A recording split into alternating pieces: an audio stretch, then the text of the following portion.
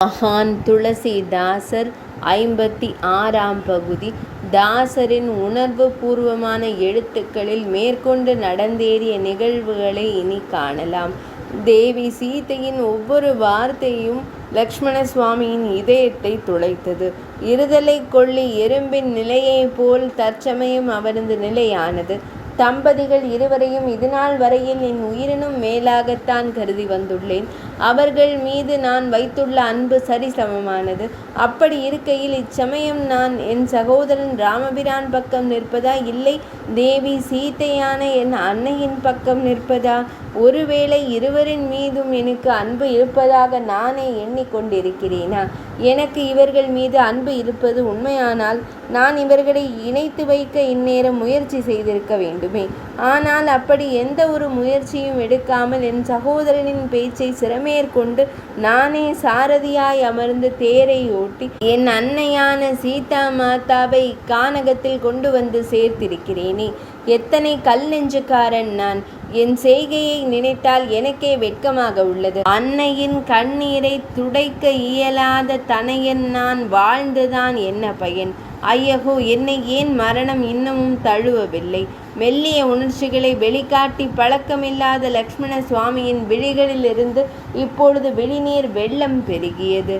என்ன பதிலை கூறினால் தேவி சீதையின் மனம் ஆறுதல் அடையும் என்பதை அறிய மாட்டாதவனாய் சீதையின் திருவடிகளில் வீழ்ந்து பணிந்து வணங்குவதை தவிர வேறொரு செயலற்றவனாய் லக்ஷ்மண சுவாமி அவளது பாதங்களில் விழிநீரோடு பணிந்தெழுந்து ஒரு வார்த்தையும் அவளிடம் கூறாமல் மௌனமாய் சடக்கென்று அங்கிருந்து வெளியேறினான்.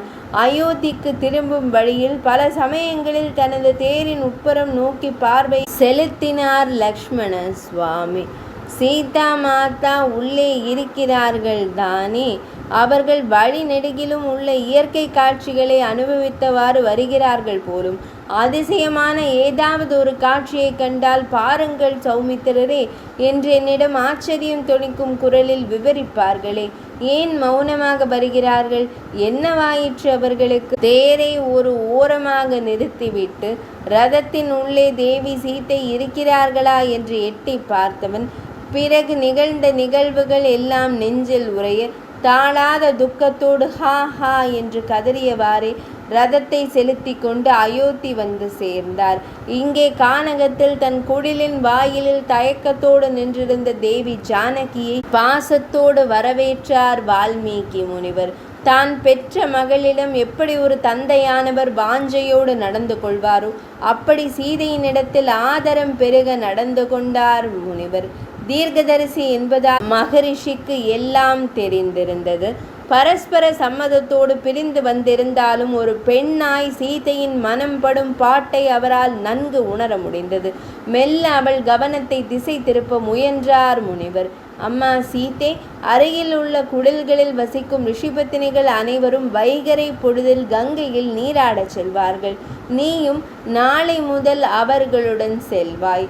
அறிய வேண்டிய விஷயங்கள் பலவற்றையும் அவர்கள் உனக்கு நன்கு கற்றுத் தருவார்கள். சென்ற காலத்தையே எண்ணிக்கொண்டிருக்காமல் வரும் காலத்திற்கேற்ப உன்னை தயார்படுத்திக் கொள்வாய்.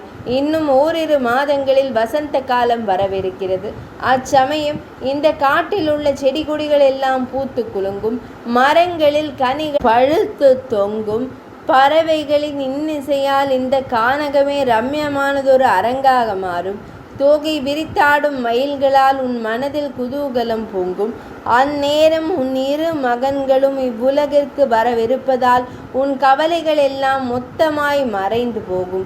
நீ செய்ய வேண்டிய கடமைகள் பலவும் உனக்காக காத்திருக்கிறது மகளே.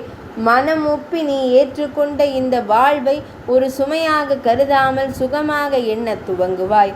உனக்கு மங்களம் உண்டாகும்.